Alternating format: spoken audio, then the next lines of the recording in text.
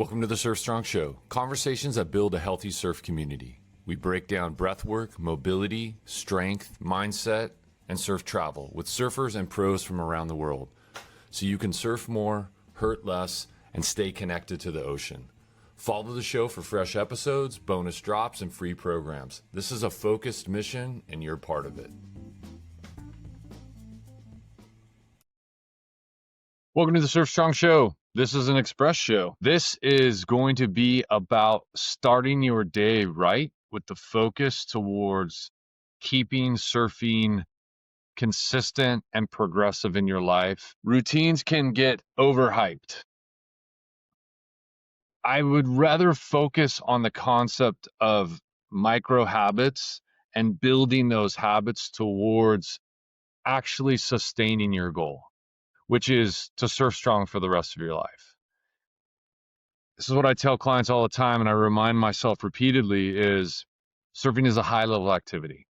It takes a lot to maintain what you need in your movement, breath, and mobility to continue to do it at your highest level.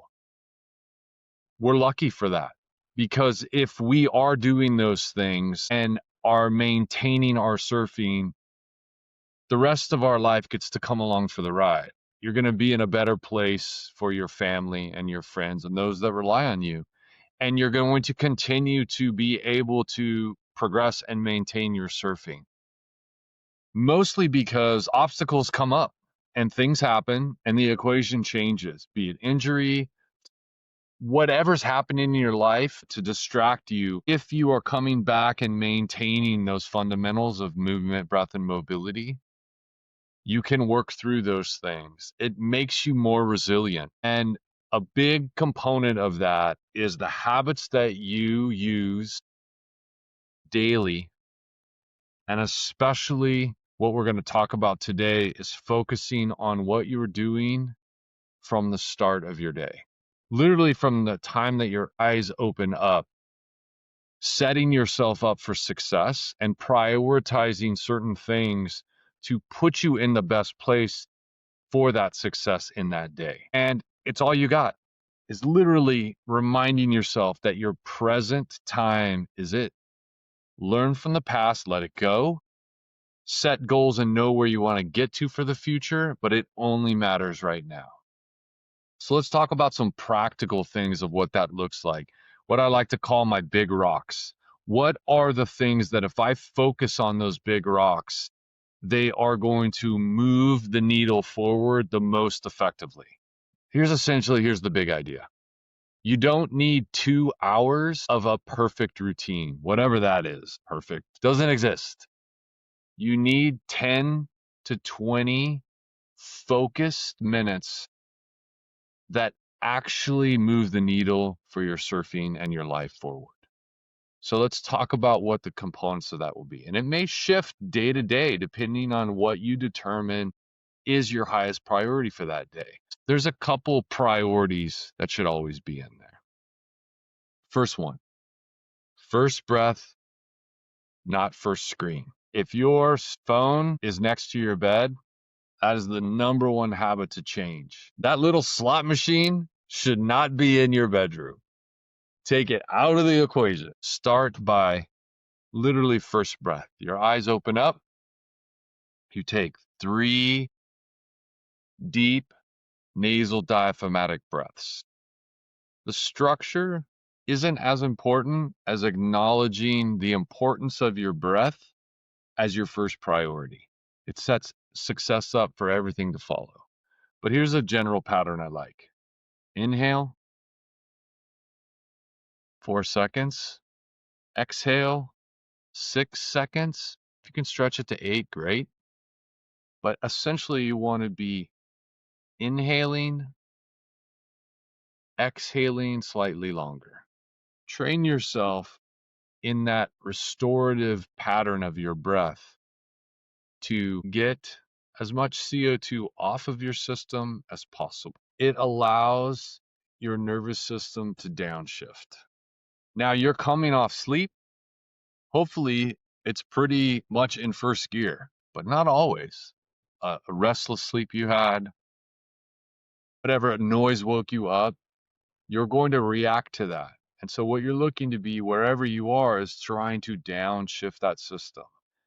And CO2 off of the system is a great way to help the physiology of your body support your mind. The other thing it does is it prioritizes breath to you specifically. You're telling your subconscious, focusing on breathing helps me in every aspect of my day and my life. So that's the number one most powerful thing that you can do. And the second thing is you want to wake up your hips and your spine and that central component of your movement. Take 3 to 5 minutes to do this. Think cat cow, gentle hip circles, thoracic rotation. Start waking up your body to its movement patterns. You've been pretty static in your sleep, probably been a little passive even sometimes in your sleep. Sleeping is not always the best posture. You're looking to relax and rest, of course. Now you're starting to wake it up into these healthy patterns of movement. Don't jump to 60 miles an hour with that. Ease into that. Allow yourself to on ramp into that movement. That's a powerful way to be in tune with what your mind and your body needs at any time. Hopefully, you're having some stillness in that first part of your day. Definitely, if you have children that have needs from you, other people that you care for, other patterns of things that happen in your morning, if you tend to have a pretty hectic morning, it's even more important that you're really protecting that time and allowing your mind and your body to wake up and to start to on ramp into your day right here with some peace and some focus. Clarity comes with breath. Again, 3 to 5 minutes, just get that pattern moving. It's another great opportunity to check into what's going on. How do my shoulders feel? How do my hips feel? Anything to minimize that loading pattern that you might not be able to pay attention to when things are going crazy in your day and your attention has to be elsewhere. Check into it, allow yourself to be reminded, allow yourself the importance of what you're looking to minimize in exacerbating some pain and some recurring issues. I like to call it just like the Surf Strong primer. If you have 10 minutes, great. If you have 5 minutes, great. If you have 3 minutes, whatever you can do, don't give yourself an out and an excuse not to prioritize this, but allow yourself to be realistic in the expectations that you can make of yourself. You're not adding another layer of stress onto something. Micro habits, building in positive progressions, these are all ways to position yourself to sustainability, consistency, to be able to serve strong for life. Over demands on yourself, especially early on in a new habit, is going to set yourself up for more stress, which is more resistance from your brain and less likely to sustain that. It needs to be in that pattern where you're getting that positive reinforcement. When your brain starts to acknowledge you're not as stressed, your body is moving in slightly better patterns, it will resist some of that time that you're trying to give yourself. If you don't and you over demand, that resistance from your mind goes up. And that resistance is very central. You have to manage it. And it's working within this pattern of it. You can call it mindset, but essentially what it is we have this entity that is us and is subconscious within us as well. It does two things essentially. This is your evolved mind. And there's two main things that it does. It's an oversimplification, but it's the priorities of that evolved mind, which is reduce use of calories and minimize risk. Guess what? Walking out the door in the morning is perceived risk for that part of your brain. And any step and locomotion is utilizing a calorie, which is why that part of your brain wants you to sit on the couch and be passive. It perceives it as minimizing risk and reducing the use of calories. This is why patterns consistently and small progressions in those micro habits are so powerful over the long term. Compounding interest, if you will. Small little investments done throughout the day and your week and your month lead up to huge progress over time. And a progress is goal specific. It's also, again, that reduction of risk, be it injury, mindset, overwhelm, stress, all of these categories. It's about minimizing that risk within those. And so much of that is about patterns of positive progression. Always come back to that. When you're overwhelmed, when you're stressed, go back to the fundamentals. And breath is central to that, not only for the effectiveness of it, but that it is always there to work on. You don't need anything, no apparatus, no, I need to do this or that, I need to be in that place or there. You just click right into that pattern of your breath. 4-second nasal diaphragmatic inhale, 6 to 8 second exhale. If you go back to that and see it as the reprieve from the stresses of life and an island, if you will, that is always available to you, it becomes a huge asset and tool for you, regardless of what's going on. Driving in the car, standing in line in a grocery store, any stressful time that you're in, any great time that you're in, it only enhances the positive and reduces the negative. I can't say it enough. Go back to breath. On repeat, it will provide you such profound benefit. And it doesn't have to be complicated. With the clients that I work with, we definitely go into deep patterns of how we're working on things, how we're moving back down through the gears of our patterns in our breath, how we're looking to improve recovery time, how we're looking to manage overreaction and stress when we're in a slightly outside our comfort zone in size of surf or circumstances, or it being a pretty gnarly situation that you find yourself caught in these higher end risk in certain surfing situations. That's at the higher end of things, but the pattern recognition and the tools and things that we're focusing on are the same. Back to breath and central, back to downshifting and down regulating your nervous system, clearing your mind and focusing on what's right in front of you, not creating patterns of overreaction, taking stress in and amplifying it and then reacting to that. All of these things can be improved on when you're coming back to those simple patterns of 4-second nasal diaphragmatic inhale, 6 to 8 second exhale on repeat. All right, Surf Strong Primer, 5 to 10 minutes, whatever you have. Utilize this time to focus on some of these patterns of movement, as well as building some of that foundational strength. Some of the staples that I return to again and again: deep squat hold. If you can't hold a squat for 60 seconds, something in that system needs attention. We all should be able to hold a deep squat. It's a natural pattern that we lose because of over tightness, sometimes dominant strength in a place.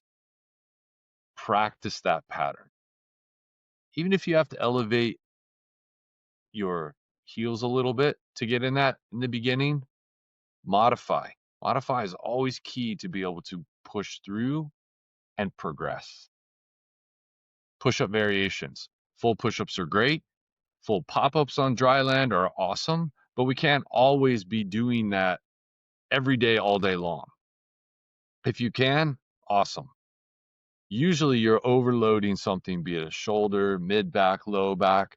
So variations of that throughout your day are really great. Changing the angle, going off the back of a couch, on elevated countertop, moving patterns from your knees in a full push-up form from the bottom up ideally is great. Mimic your pop-up push-up pattern and really concentrate on external rotation in your shoulders, pushing your chest to the floor, not letting your back drop in from your knees, all makes those patterns more, you can give more attention to them because you're not loading all of that body weight on a pattern.